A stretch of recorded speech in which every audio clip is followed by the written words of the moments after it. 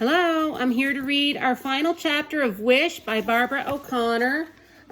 So Charlie just found out that she was not going to be going back to Raleigh, that she's going to be staying with Gus and Bertha, which is what she figured out in the last chapter, that's what she really wanted anyway.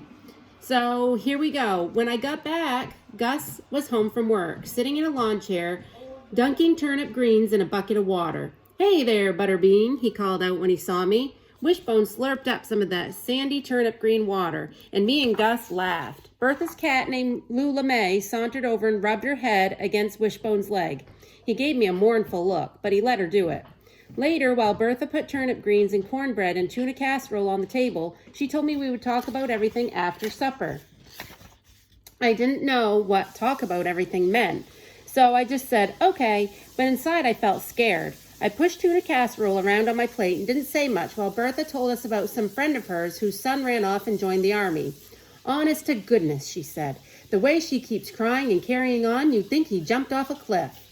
After supper, I helped her clear the table and we went out on the porch to eat peaches with vanilla ice cream. I watched the lightning bugs twinkle down below and waited for us to talk about everything. Finally, Bertha started. "So, Charlie," she said, "I talked to social services today and told them I didn't think your situation at home has improved after all. I told them I thought maybe they'd made a mistake." "You did?" "I did." Then she told me how they agreed to check on things. She repeated some of those social services kind of words like reevaluate and stable environment. "They promised they would get back to me in a few days," Bertha said. Well, let me tell you, those few days felt like a few years to me. Worry followed me every minute, making my insides flop around and my heart beat like crazy. Howard kept saying, "Trust me, you're not going back to Raleigh." But when I asked him how he knew that, he said, "I can't tell you, just trust me." I wanted to trust him more than anything, but that ball of worry in my stomach just wouldn't go away. And then, of course, laying in bed with Wishbone snoring beside me, I couldn't stop thinking about how wrong I'd been about everything here in Colby, how I hadn't seen all the good things Jackie saw right away. And then I found myself wanting to be more like Jackie again, and Howard too, both of them always seeing the good in things. I put my head on Wishbone's warm side and made a promise to myself right there in that little room of mine. No matter how things turned out, I was going to try to see the good in things like Jackie and Howard. I knew I'd probably always have to say pineapple once in a while, on account of Scrappy's temper that I have. But who knows, if I tried hard enough, maybe someday, somebody might even call me good-hearted.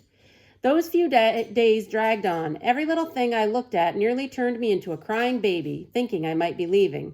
Bertha stirring grits by the stove with a cat at her feet. Gus out in the garden in his greasy baseball cap, picking nasty green worms off the tomato plants. Even the shed and the porch and the lawn chairs and the canning jars lined up on that shelf in my room made me sad. I tried to stay busy at Howard's, but then being at the Odoms like to broke my heart. That ratty old couch on the porch, the yard full of bicycles and balls and dirty sneakers. And of course, Howard, studying his fort plans like he was building a castle, then heading out to the edge of the yard with that up-down walk of his. Finally, after a few days, the kitchen phone rang while me and Bertha were out on the porch eating egg salad sandwiches for lunch. She answered it and talked for a while, and when she came back out, the look on her face told me something good was about to happen. "How would you like to stay here with me and Gus, Charlie?" she said. My heart nearly leaped out of my chest. "Stay?" I said. Bertha nodded. "Stay." "For how long?" Then Bertha said almost the exact same words that Jackie had said on her last night in my room, about how Scrappy was going to keep being Scrappy and Mama was going to keep being Mama. And then she told me as long as she had a breath in her body, she was going to make things right for me. I wanted to jump up and down and pump my fist and let out a cheer that would echo across the valley below us. I wanted to spread my arms like wings and fly right off that porch and out over the treetops and up into the clouds. I wanted to dance with Wishbone and then race down to Howard's to tell him the news. But what I did first was hug Bertha. "Yes, ma'am," I said. "I would like to stay with you and Gus." I hugged her one more time and added, "I would like that a lot."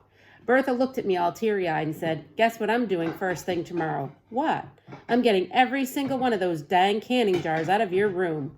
We laughed, and I asked if I could go tell Howard the news. So me and Wishbone raced down to the Odoms and up the porch steps. I banged on the screen door, hollering, "Guess what, y'all?" I didn't even wait for anybody to come to the door. I burst right into the living room, which I knew was not a very nice thing to do, but I couldn't stop myself. Howard jumped up from the couch, and Miss Odom came running in from the kitchen, and I said, "I'm staying here. I'm not going back to Raleigh." Miss Odom hugged me and told me that was the best news ever, but Howard just said, "Told ya."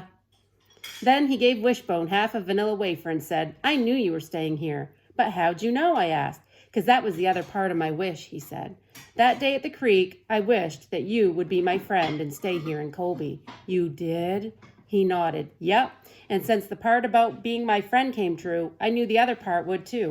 But I couldn't tell you because of that rule. You know that can't tell your wish to anybody or it won't come true? Well, didn't that just beat all? Howard making a wish like that. On my way home, I thought about how I'd made my wish so many times and it hadn't come true. And there was Howard, getting his wish on the very first try. Still, my heart felt light as a feather as I turned up the gravel driveway toward Gus and Bertha's. That night after supper, we sat out on the porch and ate blackberry cobbler and listened to Bertha's stories. And then she said, "One time we ran out of gas in the middle of nowhere with 3 cats in the car. Remember that, Gus?"